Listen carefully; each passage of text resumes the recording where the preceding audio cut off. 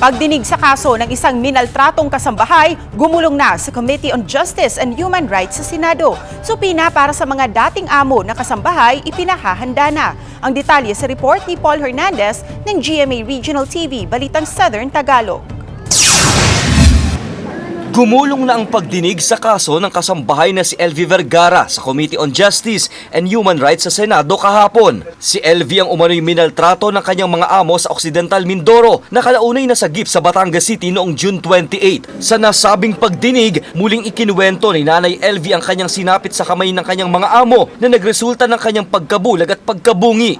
Pag konting mali po, yun, tuloy na tuloy po yung nananakit sa akin. Tinatagyakan, hinahampas, tapos po inuuntog sa freezer, sa CR, tapos sa mga dingding kahit saan po. Taong 2021 raw nang makatakas si LV sa kanyang mga amo at nagtungo sa tanggapan ng Barangay 7 sa Mamburao Occidental, Mindoro para humingi ng tulong pero nasundan siya ng kanyang among lalaki. Tanong ng mga senador, bakit pinayagan ni Barangay Chairman Jimmy Patal na bumalik si LV sa kanilang mga amo? Akala ko po ay naligaw na taong grasa. So yung pong utos ko sa tanod po ay linisan po si Nanay LV. Tapos hindi pa po siya sinasabi ko pa pong ganon, dumating na po yung amo niya. Hindi kumbinsido rito ang mga senador kaya ginisa ang kapitan.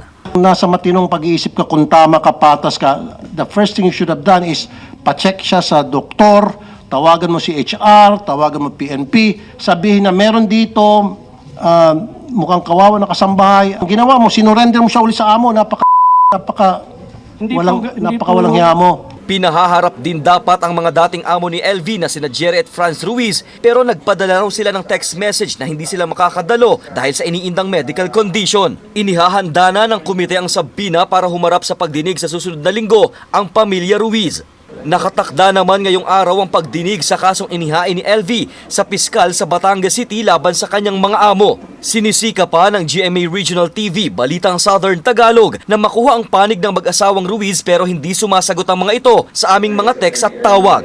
Mula sa GMA Regional TV, Balitang Southern Tagalog, Paul Hernandez, nagbabalita para sa GMA Integrated News.